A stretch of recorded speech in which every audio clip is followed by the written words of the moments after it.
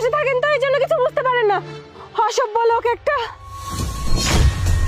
কি আজব একটা মহিলা, রাস্তার মাঝখান দিয়ে হাঁটতেছে আবার চিল্লাচিল্লি করে গালাগালি করতেছে। আর একটু হলে লেগে যাচ্ছিল। দেখি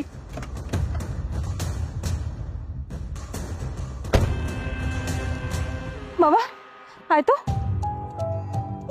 এই কি সমস্যা আপনার? হ্যাঁ কি নীলা তুমি? ও আচ্ছা, গাড়ির মধ্যে তাহলে আপনি ছিলেন। আপনার কাছ থেকে এর থেকে আর বেশি কিছু কি আশা করা যায়? মা, উনি কে? ওনাকে কি তুমি চিনো নাকি? হ্যাঁ বাবা, একসময় আমি ওনাকে চিনতাম, কিন্তু এখন আর চিনি না। নীলা, এটা কি তোমার ছেলে? হ্যাঁ, এটা আমারই ছেলে। আপনি কি যেন বলেছিলেন, আমার কোনোদিনও ছেলে